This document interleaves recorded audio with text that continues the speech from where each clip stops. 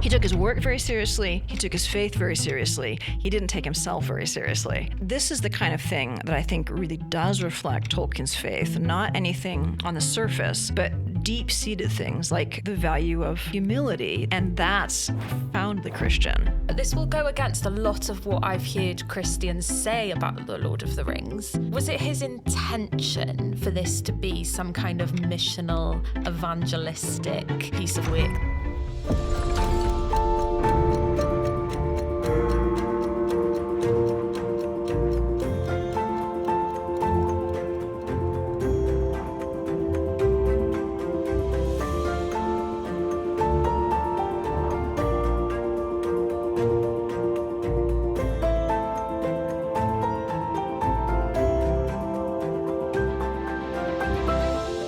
Welcome to another episode of Re-Enchanting. We are the podcast from Seen and Unseen. I am Belle Tindall. And I'm Justin Brierley. And we, together with our guests, wonder whether our disenchanted, materialistic, probably post-Christian world can be re-enchanted with the wonder and the mystery of the Christian story once more. Today, we've a really special guest, Holly Ordway, who is a scholar of English literature, professor at the Word on Fire Institute in the US and Houston Christian University as well.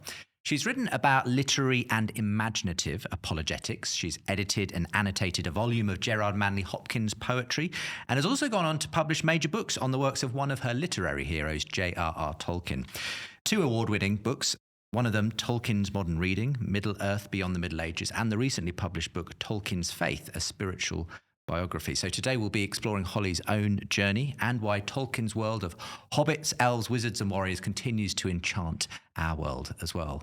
Welcome along, Holly. It's lovely to be here. It's great to have you. And we're in a very apt sort of environment for today's discussion, aren't we? We are. I can't imagine chatting about this anywhere else. This is perfect. We're back in the crypt of Lambeth Palace rather than our usual rooftop spot on Lambeth Palace Library. Yeah, indeed. And so today is Re-Enchanting Middle-earth, which I think is the best title of this podcast we've ever... I'm not sure how we'll ever top that title. But before we get into anything that Justin has mentioned, usually, as we've said, we're in the library part of Lambeth Palace. And so we always ask our guests the same question to kick things off, which is, what are you currently reading? Well, I've just finished rereading, I should say, C.S. Lewis's That Hideous Strength, because I contributed a chapter to a volume coming out from the Davenant Institute called Life on the Silent Planet, which my friend and colleague Michael Ward has also contributed a very interesting essay to, sort of exploring, the themes of Christian living and what we can get insights from the Ransom trilogy. So that's been recent reading and rereading. And then I'm also reading a book about Shakespeare. So, very good. Yeah.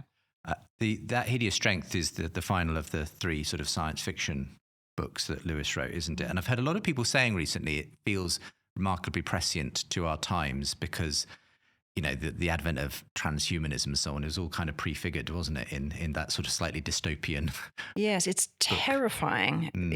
I've been rereading That Hideous Strength for years, and when I read it this most recent time, I thought this could have been written last year. It's so insightful as to the major cultural issues going on. Lewis had such a prophetic voice. And of course, he's also bringing in novelistic form some of his concerns from Abolition of Man, which again is absolutely prophetic in this era of scientism. Not science, but scientism. Yeah. And it's been really interesting to delve back into that and see kind of afresh Lewis's just his genius. We could easily have made the whole of today's show about C.S. Lewis because that's another obviously major literary hero as yours. But we're going to be talking about Tolkien specifically, his great friend and colleague.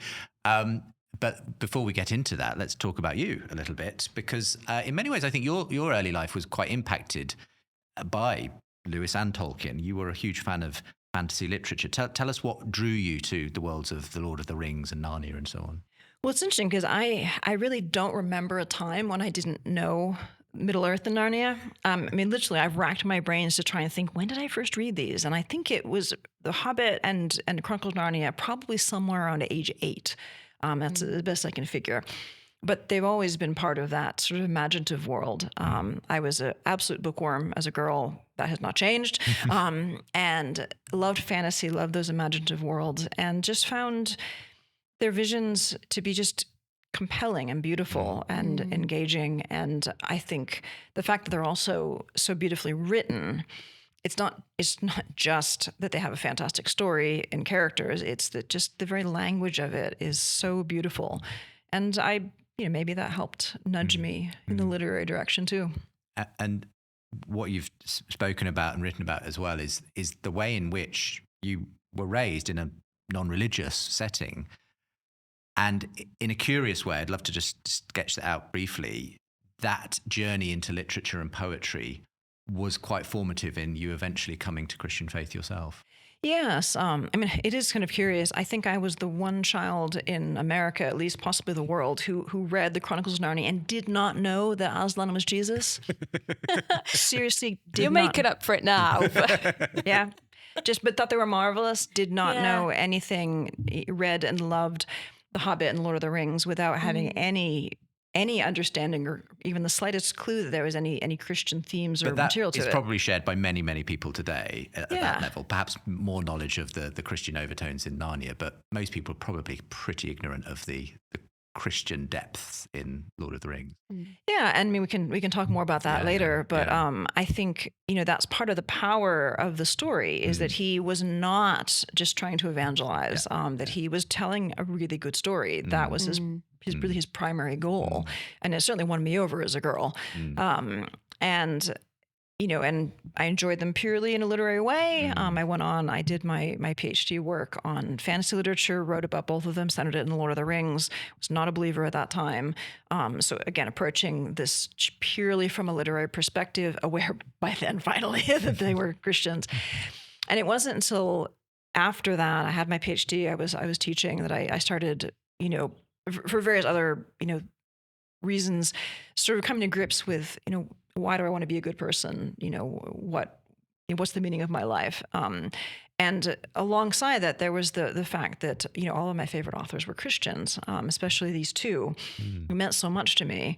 And really what was probably the most significant influence was simply that they were such good writers. Because I thought to myself, these authors are brilliant writers, they're brilliant thinkers, and yet they believe these things that seem crazy, stupid, ridiculous, but they're not stupid and ridiculous. So maybe I've underestimated what they believe. Maybe there's a little bit more complexity than I thought. And that really was the sort of entry point to say, let me at least consider what they believe in a sort of neutral and objective way. And I think that's an important thing to do regardless of whether anybody goes on to become a Christian or not, is to approach it and say, well, what's it from their perspective? Why do they believe what they believe? That's just good to know, as opposed to projecting onto them, you must believe X, Y, and Z, because that's what I sort of vaguely think from the culture. And so that ended up, as it happens in my case, helping me to realize, oh, I believe this too. This makes sense. But I think that's, in a way, that's an attitude that I think is really significant to have when you're approaching somebody whose beliefs differ from you. And I think Christians need to do this just as well. If you're reading a biography or the work of someone who's an atheist, don't go into it thinking, well, that guy is really stupid. How can I find evidence of his stupidity? Well, no, if he's a reasonable human being, he has reasons for what he believes. Let's look at why he has arrived at these conclusions, which you can disagree with, but try to approach it in the best possible light. Yeah, with charity, I suppose. And I know that it wasn't just the fantasy literature. I know poetry kind of somehow fired something in your heart. I seem to remember you writing or speaking about reading a stanza of a John Donne sonnet, and it just sort of had, just remind us of that moment and what was going on. How was that speaking to you, I suppose, about something bigger than just beautiful literature? Well, I think it just resonated with something in me that made me think, that the beauty of it was something more than just a purely aesthetic reaction. That it's really the same feeling that that I would get from from the most beautiful passages of Middle Earth, or from reading the epilogue to Tolkien's essay on fairy stories. This is beautiful. This is compelling, and it seems to be sort of resonating with something that says, this is not just interesting or attractive on the surface. there seems to be some depth to it, some texture that seems to be something more. And of course, that doesn't in itself mean that the more exists. It doesn't mean that the more is true, but it means that it's worth looking into. And so that's something that, again, helped me to look into these questions, say, well, this is striking some sort of resonance in me. Let me follow that. Let me follow that up. What I find fascinating is, so mythologically, the average person is quite mythologically illiterate now, but most people know and love Lord of the Rings, and they more than love it. They kind of find themselves within it and therefore feel a sense of ownership over it. And I'm like, well, that's really interesting, because that's what a myth is. I think it's Martin Shaw that said the best way to talk about anything is through story, because you can hang yourself on them. So was there a little bit of that as well, where you were finding yourself, pieces of yourself in these myths, and obviously myth has come to mean something quite different, but I mean it in the holist sense of the word, in stories that tell the truth? I don't know. That's a very sort of specific engagement, which possibly, but I don't know. Yeah. You came to obviously love Lord of the Rings from an early age. It was published, I think, in 1954. And just, I think, fairly quickly became something of a cult classic, had a huge following. People through the 60s and 70s, were reading it avidly. To what extent had Tolkien kind of unwittingly invented a whole new genre of literature at that point? Well, that's a really interesting question, because the Lord of the Rings, now we see it as the sort of progenitor of fantasy. But at the time, it was very much sort of anomalous. One of the early reviews called it genreless. People didn't know what to make of it. Is it an epic? Is it a saga? What is it? And there had been earlier fantasy fiction, William Morris, Lord Dunsany. There were other authors working in fantasy, but Tolkien's creation of this world, this tremendously complex world, which of course has its depth because he had been developing the legendarium literally his entire adult life. He wrote the languages, the actual languages. So there's this tremendous depth to it. And then you have this tremendous epic story. But interestingly, it's not just an epic. It's a very modern book. It's a novel. It has a lot of stylistic, psychological insight, much more than a lot of people think, because they see the fantasy elements and they back project from the sort of generic fantasy that has proliferated, the clones of Lord of the Rings. And they tend to assume that because we have a wizard and a king and whatnot, that they must just be cardboard figures. No.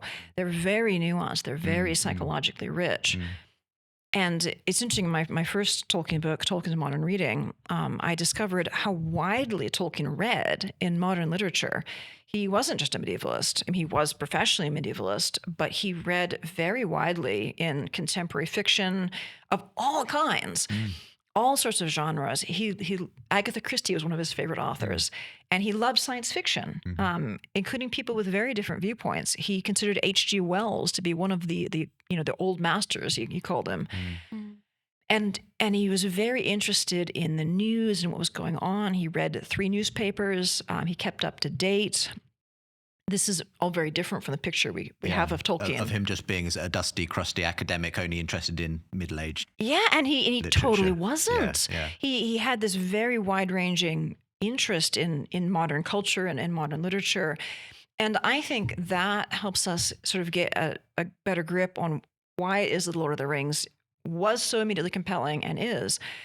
Because if you think about it, Beowulf, it's a great poem. I love the poem, but it doesn't speak to everybody. You don't take it to the beach. But Lord of the Rings does.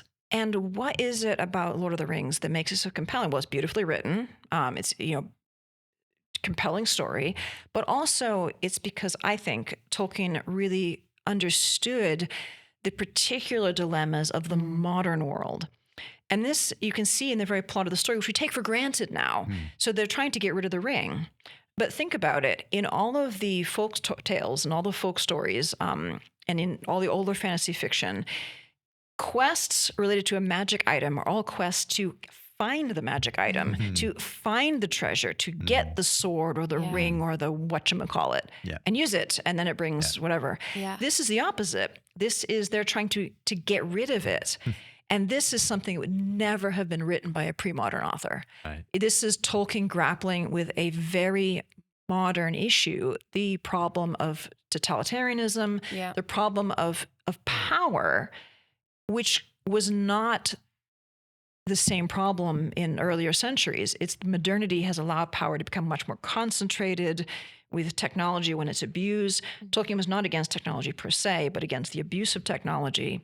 So you have this absolutely modern story where he reverses the quest and they're trying to throw it away and dealing with people who say, no, we should use it. No, we mustn't. It will corrupt us. And that, I think, is an indication of his insight. He's taking some of the medieval forms, but the fears, the tensions, no wonder it speaks to us as much today, because it's a very modern dilemma. Yeah.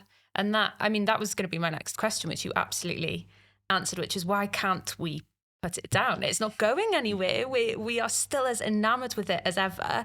And I'm a bit, dare I ask you about some of the most modern takes? So the Ring of Power, which, as I even mentioned that, some listeners will be groaning and some not so much. Every Tolkien enthusiast I've spoken to is not very happy about Amazon Prime's Rings of Power. No, there's real anger. Have you seen it yourself? I have not seen it. Okay. I have not seen it. And I'm honestly not interested in seeing it because they put about $1 billion into the art. Yes. And it looks gorgeous. But I heard no words at all or advertising about how much they were paying the great writers that they were hiring. And I thought, I don't, this isn't terribly interesting to me. But I think it's really interesting to note that Tolkien himself, in one of his letters when he was thinking through his legendarium, this massive project that he had, he wanted to make this for England, for his country, he said. And he envisioned it as something that other minds and hands would be involved in.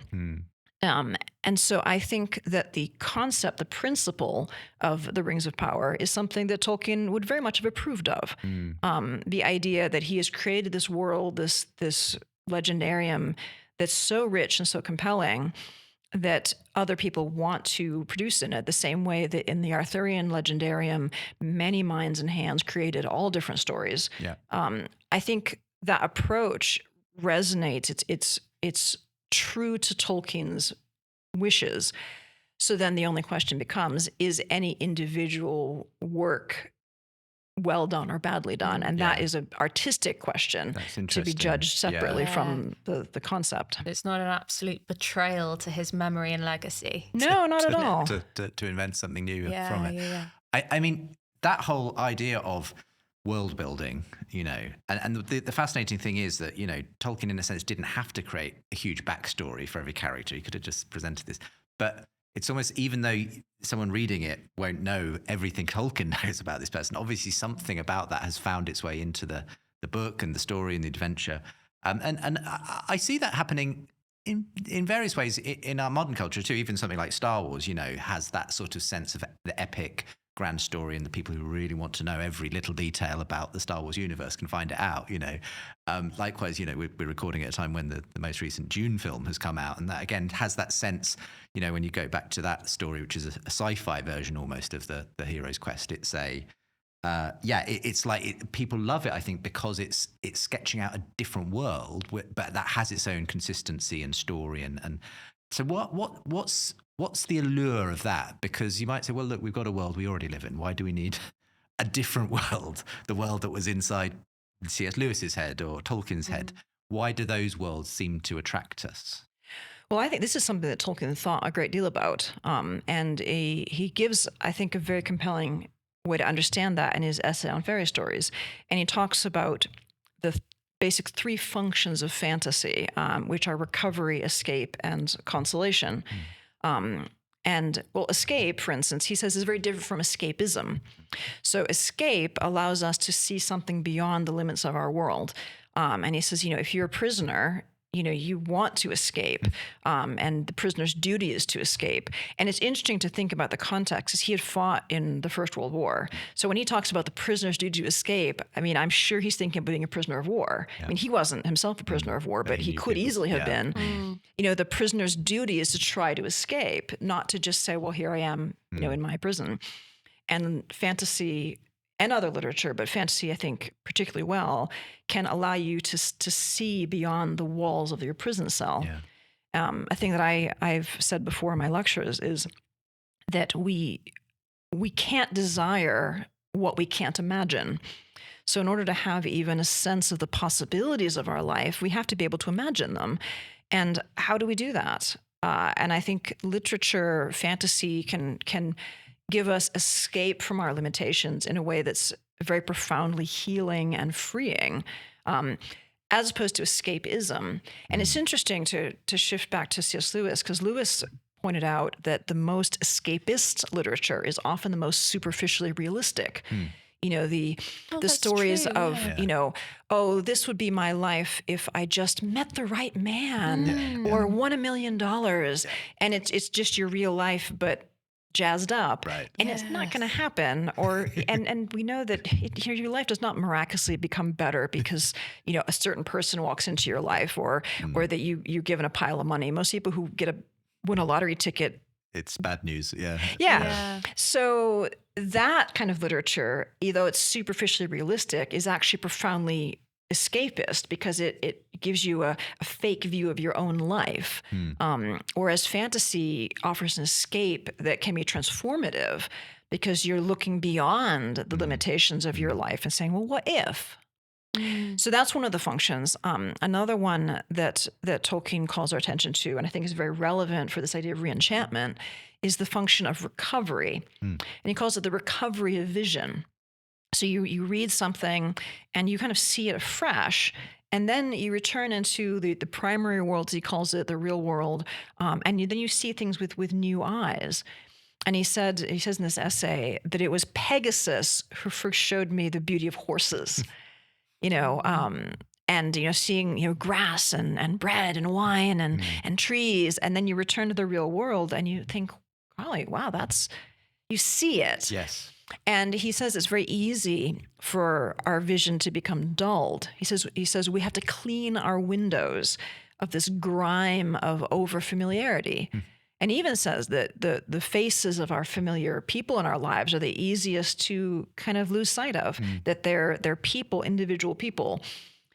And this, I think, is really a profound thing to say, that by going into a fantasy story, when we come out of it, we're better able to see the people in our lives, to see our environment. And I think, take, for instance, just one example, the Ents Treebeard, amazing characters, these living trees.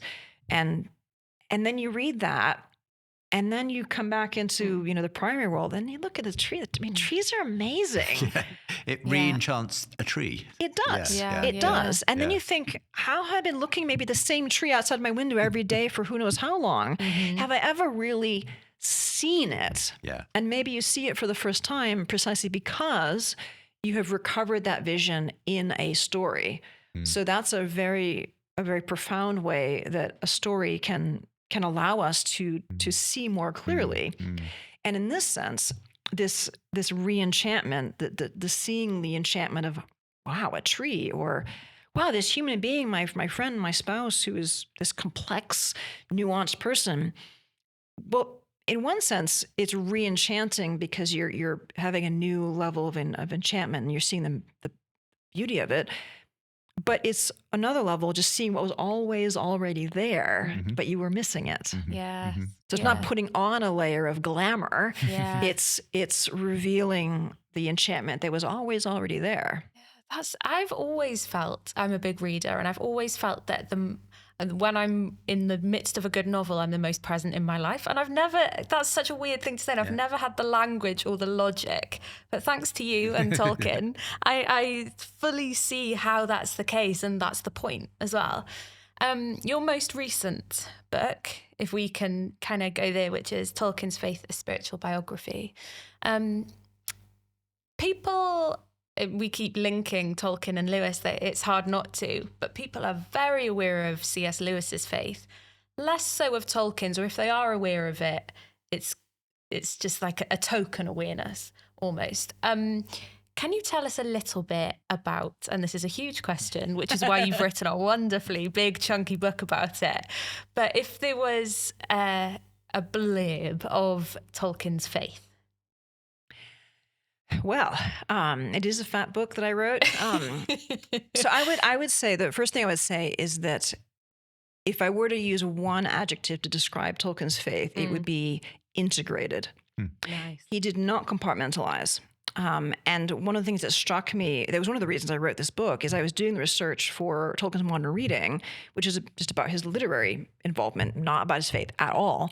And I kept reading interviews, with family and friends about him, and it kept coming up how his faith was so present in his life, and in his own interviews, he would just speak very frankly and directly about how central his faith was to him, and he stuck with it, his whole life.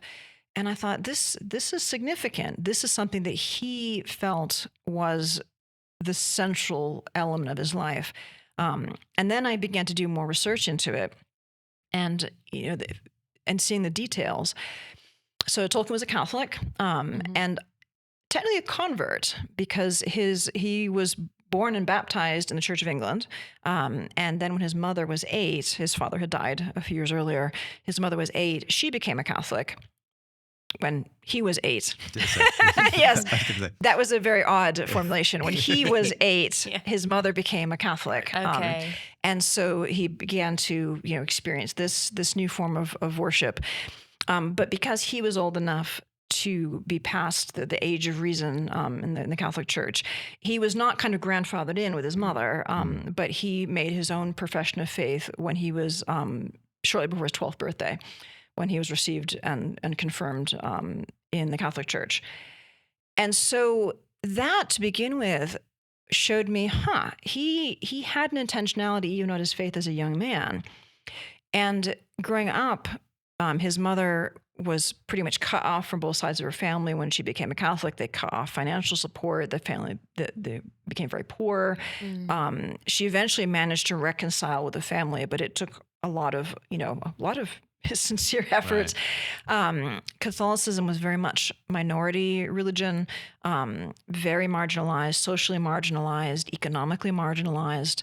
In these more ecumenical times, happily, we don't realize that, but. And early 20th century, it was still a significant marker, wasn't it? And going back, I suppose, to all kinds of tribal, ethnic sort of divisions too. But yeah, I think we fail to recognize today how significant that shift was. I mean, even legally, not all the penal laws had been repealed. The last of the penal laws that put restrictions on Catholic inheritances didn't get repealed until 1926.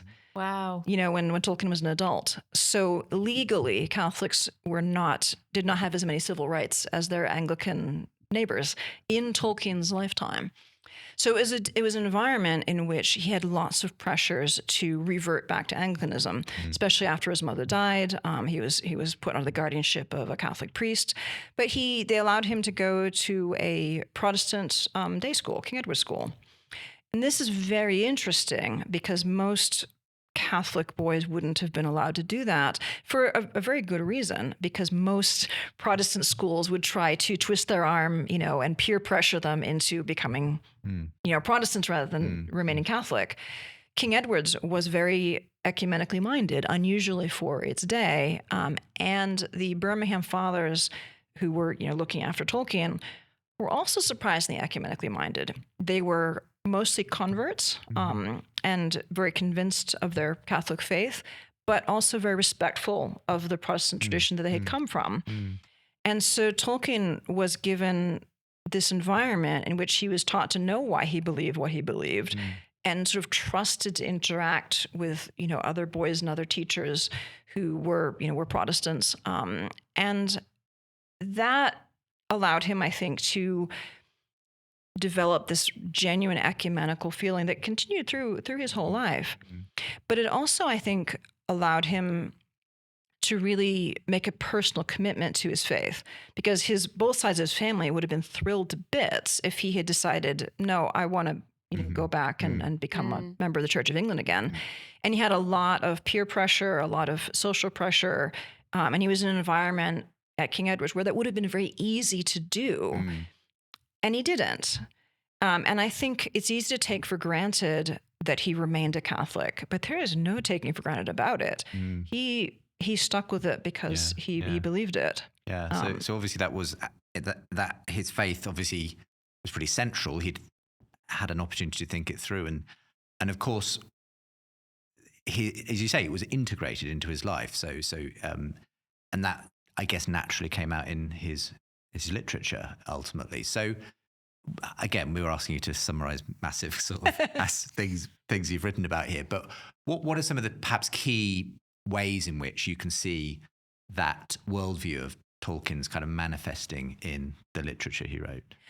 Well, one of the most interesting things came up when I was researching these early years with growing up in the Birmingham Oratory, because one of the emphases in his spiritual formation was humility, the importance of the virtue of humility, but particularly expressed through humor. The Birmingham Oratory has as its founding father St. Philip Neri, who's called the Saint of Joy, very much into high spirits and playfulness and fun for a serious purpose. And I realized that this helps to account for a lot of Tolkien's character, because he has a very depressive streak. Many of his friends notice that.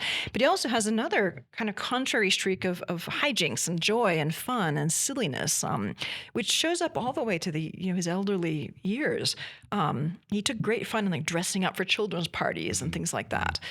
Putting on a polar bear outfit and chasing children around, growl, at children's parties. He didn't take himself very seriously. He took his work very seriously. He took his faith very seriously. He didn't take himself very seriously. Nice. And that humility, I think we see in the hobbits. And he even links the hobbits with humility through Mary's Magnificat in one of his letters. He kind of goes from talking about the humble will be exalted, and then he talks about the hobbits as being an instance of that. Yeah. So this is the kind of thing that I think really does reflect Tolkien's faith, not anything on the surface, but deep-seated things like the value of humility, the fact that the meek will inherit the earth, that the small people, the humble hobbits, because it's not Aragorn the warrior, it's not Gandalf the wise who are able to complete the quest. It's Frodo and Sam. And in fact, Frodo fails. Frodo fails. And it's only through the fact that he had pity on Gollum that Gollum is there to seize the ring. So again, he's emphasizing littleness, weakness, humility, pity, mercy.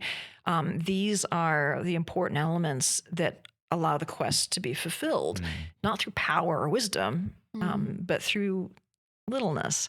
And that's profoundly Christian, and certainly not something that you find, in the heroic sagas. It's really coming from Tolkien's faith.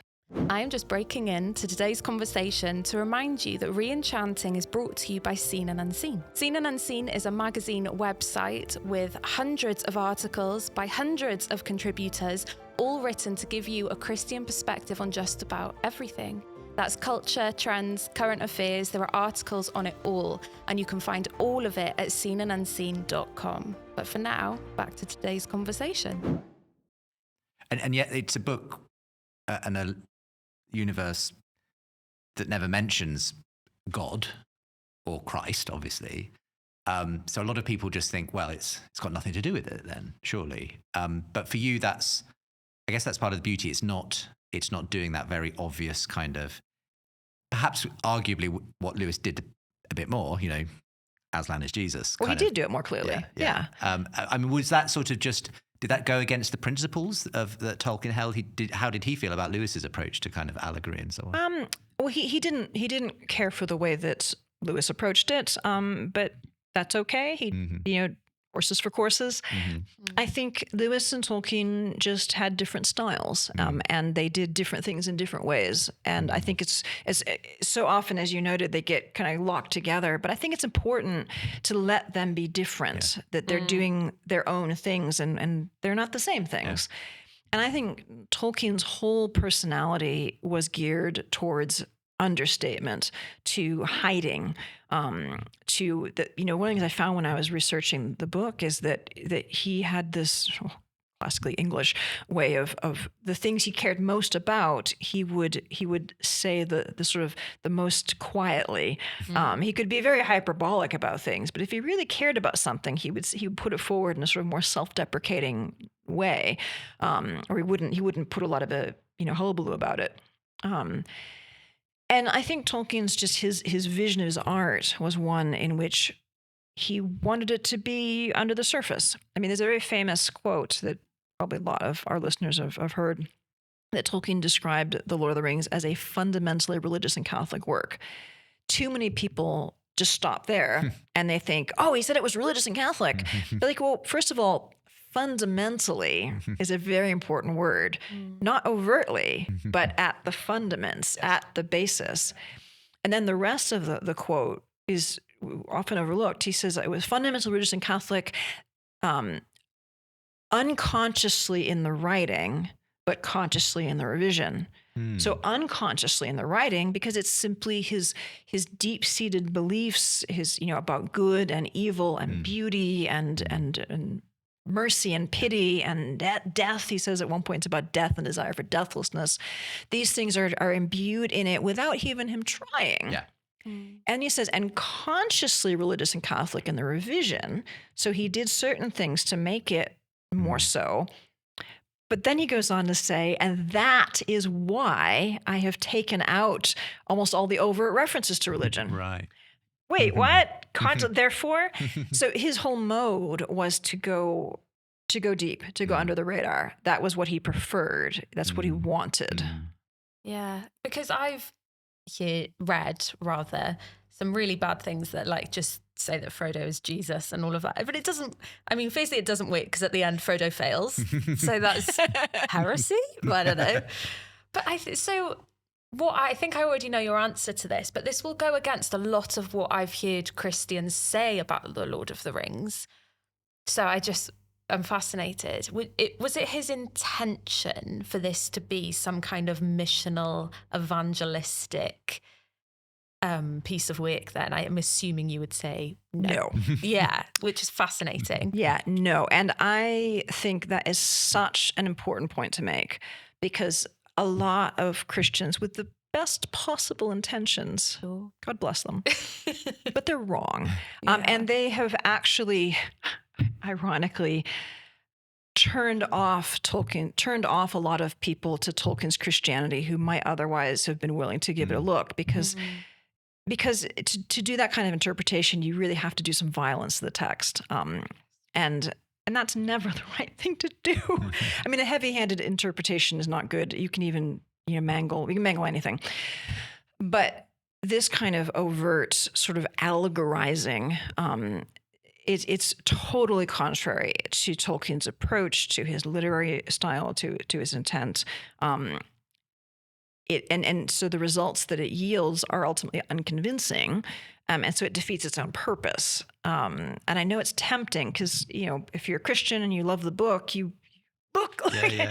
Yeah. But I think it's important to step back and say, hold on, this is not that kind of book. But it's complicated. I feel like the one thing I can say after 30 odd years of working on Tolkien is answer to any question, it's complicated. Because on the one hand, he says a lot of very apparently contradictory things about the religious content of Lord of the Rings. He says it's a fundamentally religious and Catholic work, as we were just saying. Yeah. But then he also says in the foreword to the second edition of The Lord of the Rings that there is no inner meaning or message. Wait, what? And elsewhere he says it's about death and desire for deathlessness. And somewhere else he says that he actually intended it to be an exemplary story to show morals and in real life. So you have all these different things. And I think it's important to think about his context. So when he says there is no inner meaning or message, he's trying to stamp out in a very hyperbolic way this kind of allegorizing. And in the particular context of that remark, he was fed up with people who were trying to allegorize Lord of the Rings about World War II. And they were saying like, oh, so is Sauron Stalin or Hitler? Is the atomic bomb the ring? And he's like, no, it isn't. Most of it was written before that anyway. And so he said there's no inner meaning or message because he wanted to just squelch that in its tracks. And I think that kind of squelching applies equally to Frodo as Jesus or Gandalf as Jesus or what have you. It's not an allegory, because an allegory is a very specific thing. George Orwell's Animal Farm is an allegory. Yeah. Pilgrim's Progress is an allegory. Lord of the Rings is not an allegory. Neither is the Chronicles of Narnia. And you can ask Michael Ward about that when you have him on. So there's that. But then we get back to that point he made about conscious versus unconscious. So he writes it from everything that he is. So naturally, fundamentally, it is Christian because he himself is so integrated. His faith is so important to him. It's hard won. And that's something we haven't talked about. We can if we have time, but the fact that it was not easy going for him. He had periods of dry spells. It was not easy going. Let's talk about that, because I mean, one thing I want to uncover more than just obviously your insights into his literature is his life in this new book and his faith. What were some of the revelations that sort of you uncovered as you spoke to friends and family and maybe got a much fuller, more orbed picture of his own faith? Well, just to touch on the thing I was just mentioning, the fact that his faith life was difficult. I mean, even just thinking back, we were talking earlier about the tensions of being a Catholic in an Anglican world. That cannot have been easy. And then, he fought in the First World War, right there, faced with the problem of evil, right in the trenches. His faith stays strong through the Great War. And I think that's really interesting because so many of his friends, even his future friend C.S. Lewis, who was an atheist when he started and was an atheist when he finished, his Christian conversion came after the war. But it tested him. He really had to face up with, what does my faith tell me about suffering? But interestingly, it's after the war, after he's demobilized, that he goes through a stretch where he says in a letter, and this is a very sort of sober, quiet kind of letter. He's really speaking from the heart. He's writing to his son, and he says, "For this stretch of time, I almost ceased to practice my religion." Now, he didn't completely cease. I almost ceased. But it definitely means that he went through a stretch in which he really wasn't living out his faith. And he pegs it by where he's living. So it could be as little as 2 or 3 years. It could be as long as 10 years. But at any rate, it's a years-long stretch in which he's really just dry. And he eventually emerges out of that about the same time that he meets C.S. Lewis.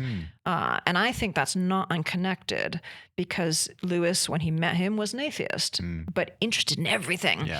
And Tolkien never lapsed in his faith totally. He was always believing, even when he wasn't, probably wasn't praying much. He was probably not going to mass, maybe at all, maybe as often as he should. He probably wasn't going to confession. I mean, this is all hypothetical, but this is the kind of thing that he would have meant by not, fully practicing his religion. And so he knew what it was like to have difficulties. And then he's trying to explain his faith to Lewis, and iron sharpens iron. Right. And and he also their final child, Priscilla, was born. They'd always wanted a daughter, and so they were overjoyed to have a daughter after 3 sons. And I think this was a blessing to him. And he had some new friends in Oxford, Catholics, who were kind of serious about their faith and were kind of encouraging him to participate more in the Catholic life of Oxford. And then Lewis, these dialogues and all of that, I think, helped him to revitalize. But that, I think, is part of what makes his faith so integrated and whole. So we see it expressed unconsciously that it was hard won, and he didn't just inherit it and carry it along like a nostalgic tribute to his mom. He owned it himself. He could have let it go as a teenager, as a soldier, as during that lapsed part, that near lapsed part, he could have let go entirely. And he didn't. And all of that, I think, forms the undergirding out of which comes his great work. And of course, all that meant that he also had a great insight into human nature, human struggle. And that's common no matter what your professed beliefs are. We all go through dark times. Yeah. So I think all of that helps to give us that sort of undergirding for his faith that is in the Lord of the Rings, even if we don't necessarily see it. It's like the iceberg under the water, right? Yeah. So as you're speaking, the question that's ringing in my mind is, Tolkien's huge. We all have like this awareness of Lord of the Rings, whether we've delved the depths or we've just kind of splashed in the shores of it. We know it, and to a certain extent, especially if you're delving deep, it's informing how you think about the world. Like the impact I can't even begin to measure. And the way you've spoken about his faith as that integral way, it being integrated and it being such just in the fabric of who he is. And so the question that I'm sort of like is going around my mind is, why don't we know a huge amount about it? Like, just why is that, do you think? Why have we not sought out a real understanding of what made Tolkien think the way he thought?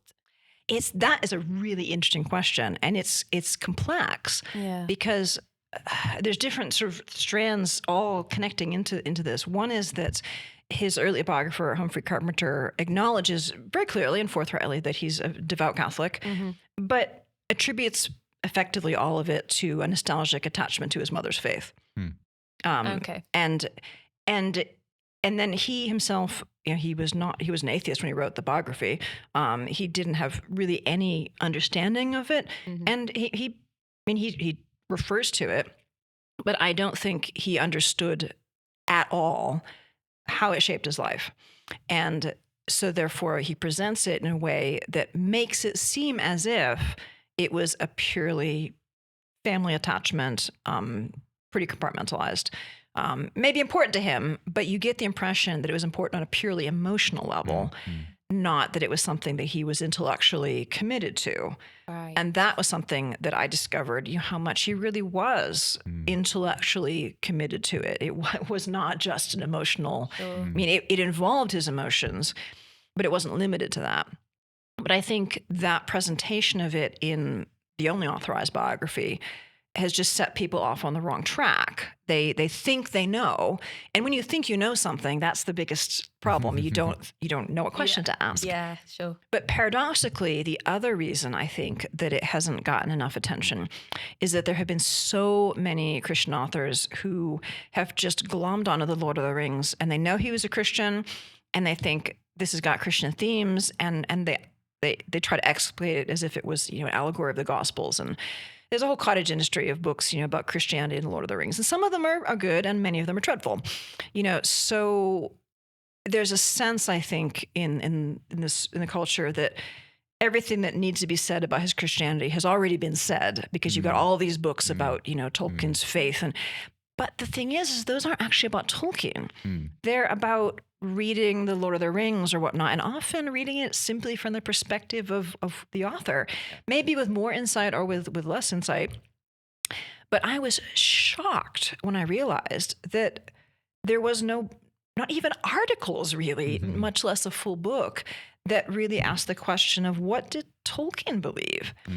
And this book really came out of my lived experience, because I'm an American, but I spend about a quarter of the year in England, specifically in Oxford, every year, and I've done this for about a decade and a half. I worship in many of the same churches that Tolkien worshipped in. And I've gotten to know English Catholic culture really well. I'm myself a Catholic. And I began to realize that the American view of what Tolkien's faith life was like had almost no relation to reality, because American Catholicism is very different from English Catholicism to begin with, even today. And then if you think about what was it like to be an English Catholic in the early 20th century, as we already alluded to, very, very different experience. And Tolkien's life was also very distinctly shaped by his unique upbringing, effectively in the Birmingham Oratory. I mean, that's very distinctive. So he has a very distinctive oratorian influence on him. And nobody had looked into this.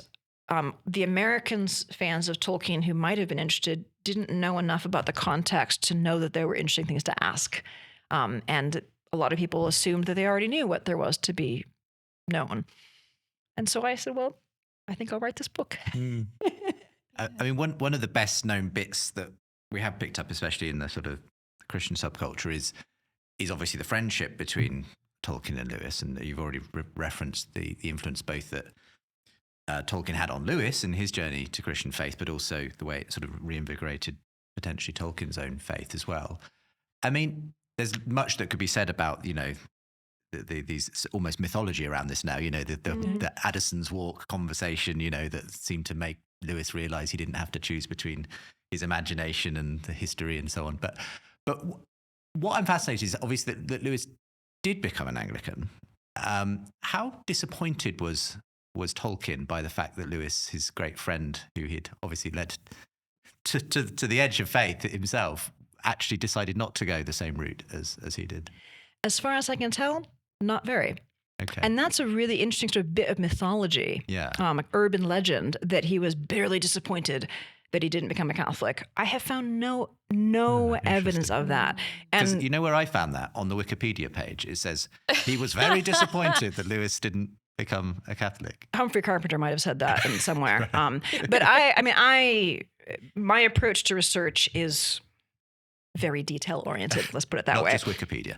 Yes. Oh, yeah. And really delving in deep. I don't think there probably isn't an interview with Tolkien that I haven't read, including ones that are in very obscure sources. And I've read tons of interviews with his family, his friends, his students, everybody who possibly had anything to say about Tolkien. And there's no evidence that he was disappointed. Now, as a Catholic, he would have wished for Lewis to become a Catholic, because he would have felt that in that way Lewis would have the fullness of the faith, that he would have more to enjoy. But he very clearly understood that Lewis had moved into the faith, and this was a great thing.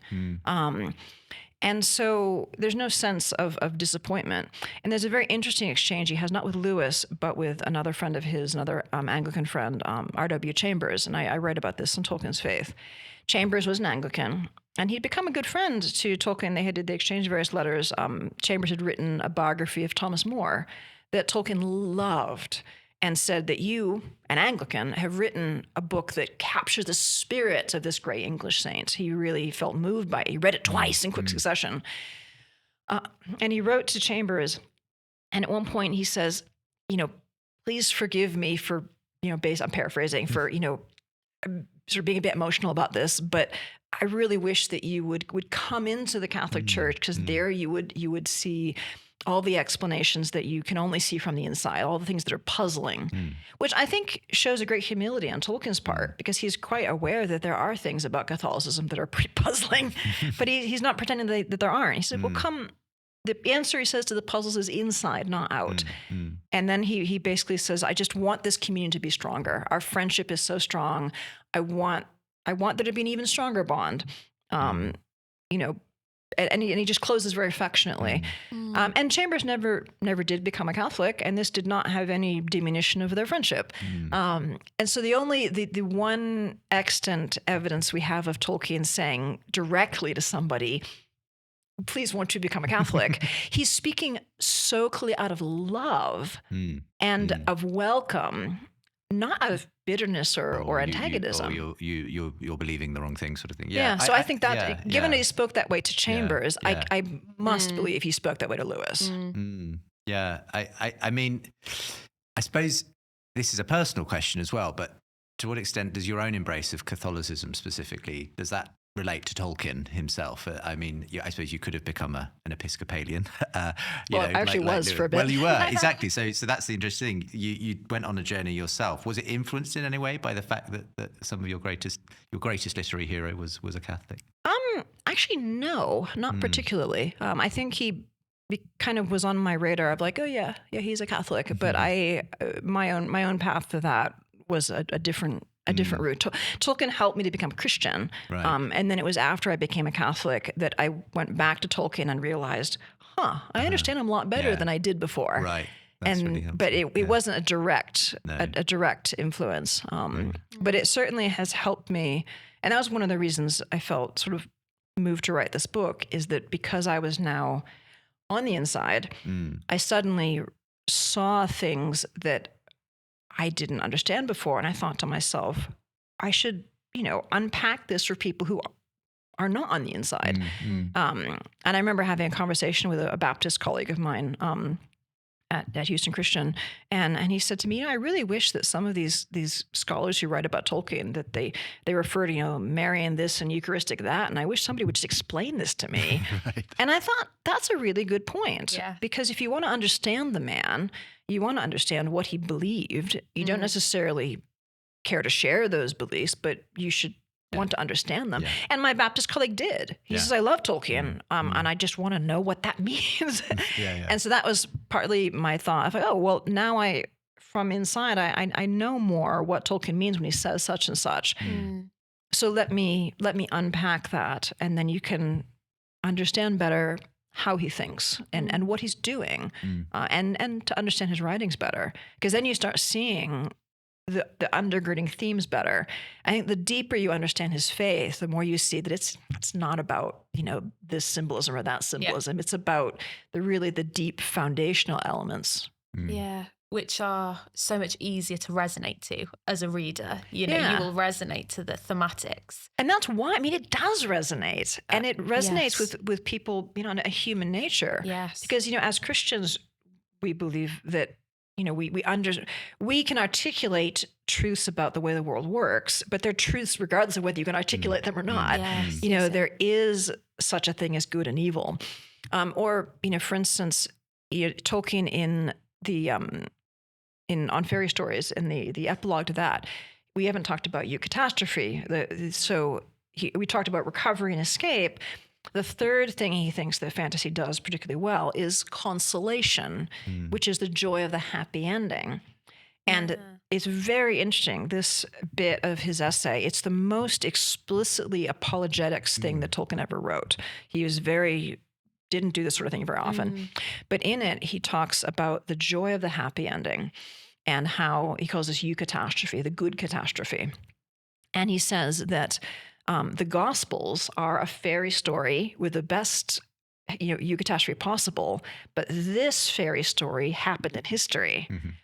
And the incarnation, he says, is the eucatastrophe of human history. And the resurrection, he says, is the eucatastrophe of the incarnation. Right. And so he says that in his understanding of it, that when we experience the joy of a happy ending in a fantasy story, in any story, we are, in effect, participating in the joy of the resurrection, because that is the glimpse of evangelium, he says. Yeah.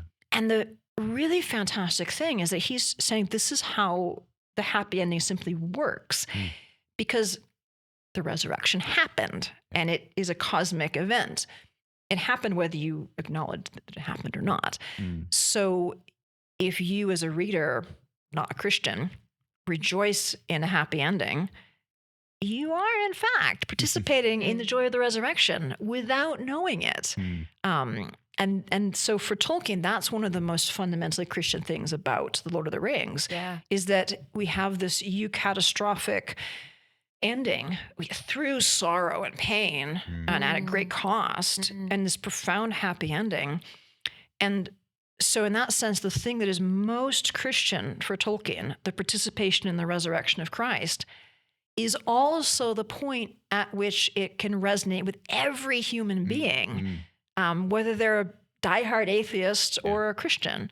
And I think that helps to explain something of its universal appeal while also being fundamentally Christian. Which leads us nicely into what I think is probably going to be the final question of this amazing conversation. Sadly so.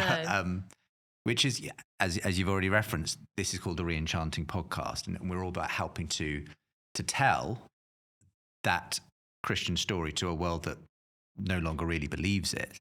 I mean, Tolkien was an extraordinary storyteller, and somehow his storytelling continues to resonate with people, even in a very secular post-Christian culture. What can we take from his imaginative telling and the way he brought people into a story that can help us if we do want to give people a sense of that bigger story that they are also part of? How can his example help us to re-enchant the world and show people that maybe the fact they enjoy that story so much suggests that there's a story they can find themselves as part of as well? Well, I think there are two aspects of my answer, and the sort of the more straightforward one is, well, we can encourage people to both read and to write stories that are simply good stories that participate in this kind of joy, this kind of meaningfulness, and encourage people not to scoff at a happy ending. That stories that allow us to have recovery, that escape, allowing us to see visions of the world that we would like to live in. I mean, in this day and age, that would include just stories that present, for instance, marriage and family life as something that's beautiful, difficult, but beautiful and possible. How many people today coming from broken homes, how many people need a vision of what it is like to simply be married and stay married and have that be a good thing? I mean, that would be a great gift to the wider world, those kinds of stories. People need to see it in order to desire it, to imagine it and desire it. That's the easy answer. The harder answer, I think, or the more challenging answer, I think, comes back to what we've been talking about his faith being integrated. Yeah.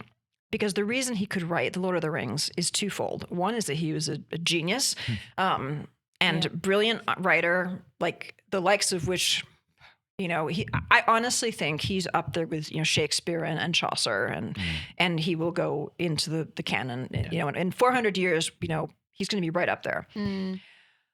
So that we can't even hope to reproduce that. We should just allow him to be the genius that he is. But the other part that allowed him to write The Lord of the Rings is that he was a very sincere Christian who had an integrated life, who strove to live out his faith, even though he found it very difficult, sometimes very dry. And I think that is something that each of us can do. So I take from his life, a call to personal holiness, to say, I'm an academic like Tolkien. How can I, be Christ-like in serving my students, in serving, my colleagues? Golly, that's a mission field right there, just to do that well. Yeah. For each of us, how are we called to live out our faith where we are, which is what Tolkien did. He lived out his faith as an academic and as a fiction writer and as a friend and as a parent and as a spouse. So I think that if we can individually, each of us, really be totally grounded in Christ, we will be better witnesses. We will re-enchant the world simply by our presence. But of course, this is hard, but worth it. Yeah. Well, let's hope that there is another, not necessarily Tolkien copy, because you can't do again what he's already done. But there are people in other fields who just need to write great art, literature, do the thing that they're called to do in the way that they're called to do it. Not necessarily with a quote unquote Christian gloss, because that wasn't what Tolkien did, but it just naturally flowed, didn't it? And brilliant. Yeah. Oh, Holly, this has been about as enchanting as it gets, I think. Thank you so much for joining us. And I have to give a shout out to my brother, otherwise he'll never speak to me again. He is the biggest Middle-earth fan I know. So that's that book ticked. But thank you so much for joining us. It's been a pleasure. Enchanting. Yeah, thank you so much. Well, if you're watching or listening and would like more about Holly and her books, please do check the links with today's show. You can also find links there to other ways to get involved with Seen and Unseen. Do make sure to rate and review us if you're listening on podcast, watching on video. That helps other people to discover the show. And you can support us by signing up to our newsletter, and you can give if that you feel so inclined, and you can do that on seenandunseen.com/give. But for now, thank you very much. We'll see you next time.